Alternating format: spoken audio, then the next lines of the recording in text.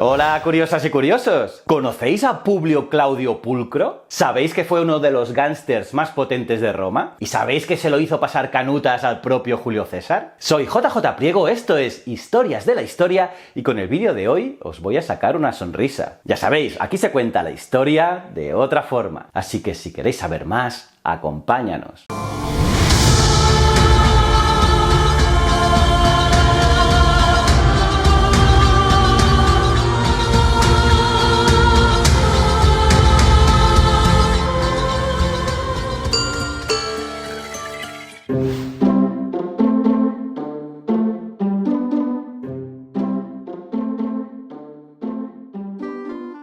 Hoy os hablaré de varias cosas que he ido tocando de puntillas por el canal, así que a lo mejor tenéis un déjà vu, pero seguro que os gustará refrescar la memoria. Y es que me encanta hablar de Publio Claudio Pulcro, ese político romano perteneciente a una rica familia patricia que fue todo un personaje de su época, un niño pijo malcriado que creía que todo el monte era orégano. Así este personaje, tras una mediocre carrera militar en Asia, donde instigó una revuelta y se vio involucrado en un motín, regresó a Roma y comenzó a ser conocido por meterse en todos los charcos, como en el procesamiento contra Catalina y su posterior absolución vía soborno. Y es que haciendo realidad aquello de juntarse el hambre con las ganas de comer, se casó con Fulvia Bambalia, una muchacha 20 años menor que él. De ella ya hablé en exclusiva aquí y expliqué varias cosas de lo que os voy a contar a continuación, pero es que no tienen desperdicio. Porque en esa familia todo eran risas y frivolidades. Vamos, que si existiesen en la actualidad estarían cada día en programas de salseo. Y es que vivían de cachondeo hasta que en el 62 a.C. a Claudio Pulcro una de sus gracias se le fue de las manos. Como ya os adelanté en otro vídeo, durante la Saturnalia tenía lugar en la casa del pretor los misterios de la Bona Dea, que eran unos rituales de veneración a la diosa, en los que participaban las mujeres nobles de Roma, a los que les estaba vetada la entrada a todos los hombres. ¡A todos! Pensad que era tan estricta la prohibición que se comprobaba que en los alrededores de la casa no hubiese ningún macho, animal u hombre que pudiera mancillar la celebración.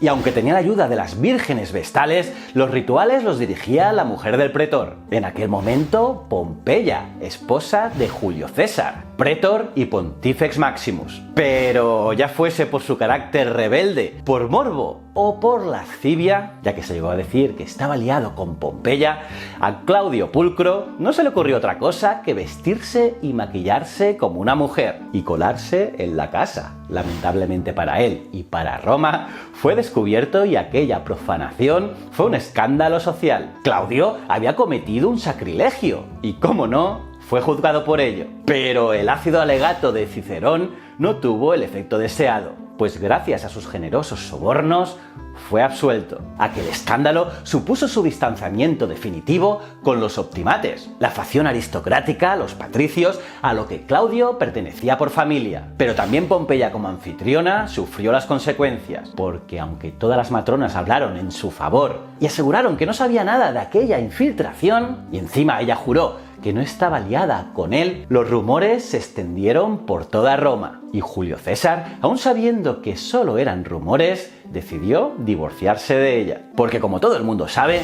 la mujer del César no solo ha de ser pura, sino también parecerlo. Claudio Pulcro, aprovechando el rechazo de los suyos, renunció a su rango de patricio. Así, se hizo adoptar por una familia plebeya y se cambió el nombre por el de Clodio, ya que sonaba más plebeyo. De esta forma, podía optar al cargo de tribuno de la plebe, al que no hubiera podido aspirar siendo patricio. Así, en el año 59 a.C., tras la partida de Julio César a las Galias, consiguió el cargo de tribuno, y desde el primer día se enfrentó abiertamente con los optimates, e implantó medidas populistas para ganarse al pueblo. Pero por si esto no fuera poco, se hizo con el control de las calles de Roma, a través del control de las bandas gremiales, los collegia, que él sostenía y alentaba, desencadenando todo su odio contra sus oponentes, muy en especial contra Cicerón, ya que le pilló manía desde su alegato contra él tras la profanación de Bona Dea. Así, la casa del orador de Cicerone fue demolida, sus propiedades confiscadas y él mismo tuvo que exiliarse para salvar la vida. Pero aquella espiral de violencia se le tornó en su contra y acabó también con su vida, pues Milón, otro gánster alentado por la facción rival, fue quien protagonizó la reyerta en la Vía Apia, donde Clodio fue asesinado. Fue el 18 de enero del 52 a.C. y fue al más puro estilo Gangs of New York. La plebe, conmovida por la muerte de aquel hombre que había legislado a su favor de forma tan poco ortodoxa, lo incineró en el foro. Y Milón fue acusado de la muerte del líder popular. Durante el juicio, los matones del difunto Clodio, ahora leales a su esposa Fulvia, recurrieron a toda clase de intimidaciones contra jueces y partidarios del acusado, hasta el punto de que Cicerón tuvo miedo de hablar en su favor.